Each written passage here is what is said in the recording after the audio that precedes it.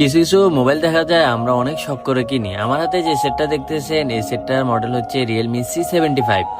এই মোবাইলটা যখন লঞ্চ হওয়ার পরে অনেক ভালো কোয়ালিটির ফোন বলে লঞ্চ হয়। পরবর্তীতে দেখা যায় অনেক কাস্টমাররা মোবাইলটা কিনে, কিন্তু যখন মোবাইলটা কেনার পরে বাসায় নিয়ে যায় ভালোই সার্ভিস দেয়। মোবাইলটা কিন্তু আচার দিলেও কিছু হবে না এবং ভিতরে পানি ঢুকবে না, অনেক কথা বলে মোবাইলটা আমরাও বিক্রি করছি। বাট এই মোবাইলটার ভিতরের কোয়ালিটি দেখেন, উপরে ক্যামেরা তিনটা, ভিতরে ক্যামেরা একটা, আর বাট একটা হচ্ছে লেন্স, দুইটাই ক্যামেরা ধরা যায়।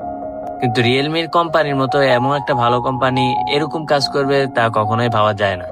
পরবর্তীতে কাস্টমারটি আমাকে বলতেছে এই মোবাইলটা আমি কিনছি অনেক শখ করে, মোবাইলটা আসার দিল বলে ভাঙ্গে না, কিন্তু আমার যখন জিদ উঠছে আসার দিলাম, মোবাইলটা অবস্থা কি অবস্থা হয়ে গেছে দেখেন। পরবর্তীতে আমি বলতেছি তাহলে আর কি করবেন, প্রত্যেকটা ডিভাইসের ক্ষেত্রে দেখা যায় আসারের একটা লিমিট থাকে। পরবর্তীতে আমি তাকে কিছু কথা বলি, বলার পর আমরা একটা এখানে ডিসপ্লে লাগিয়ে দিব। ফ্রেমটা ছিল না, পরবর্তীতে কোনো রকম ভাবে ফ্রেমটা সোজা করে আমরা কাস্টমারকে এখন এখানে ডিসপ্লেটা লাগিয়ে দিব।